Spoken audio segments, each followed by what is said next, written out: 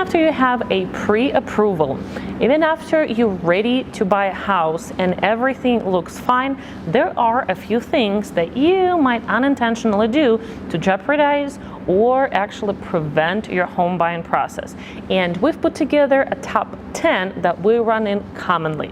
So here is what you should not do after you get a pre-approval letter. Do not open a new credit card or a closed one.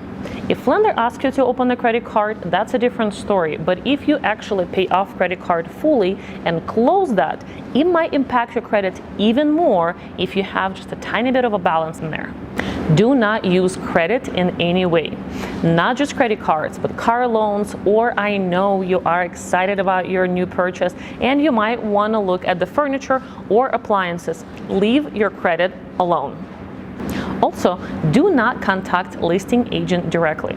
Buyer's agent is your advocate, and any of the questions you have, please address that with the buyer's agent. Therefore, they will be able to negotiate the best for you. Do not change or quit your job, because at the closing, the lender will call for employment verification, and if you no longer work there, your home purchase can be stopped right at the closing. Do not change your banks. Try to stick with the same bank that you applied for the loan with the lender, because bank would need to source the money where they came from.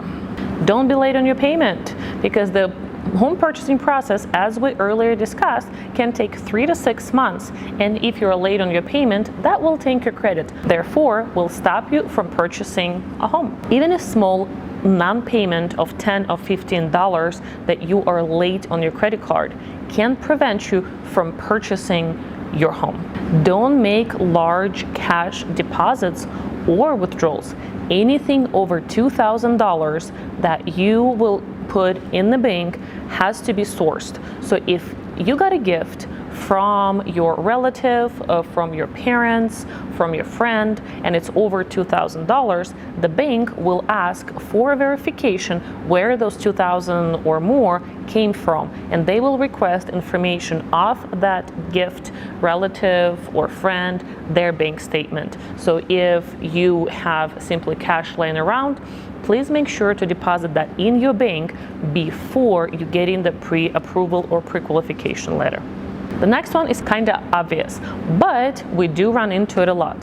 Do not co-sign for loans for anyone. It is still using your credit, and if that person is not up to date to their loan payments, it will hurt your credit and will prevent you from purchasing a home.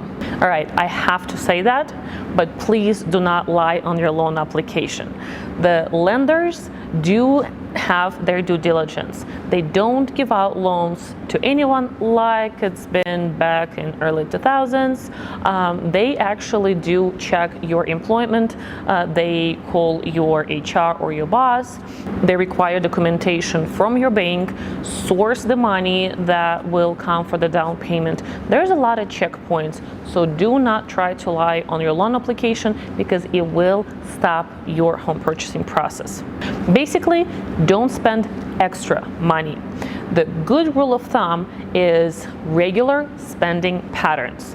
Just the way you were doing it before. I know, again, you are excited about the home purchase and you potentially wanted to either don't touch credit at all and don't spend any money, or you want to spend a little bit extra on the furniture, appliances, and so on and so forth.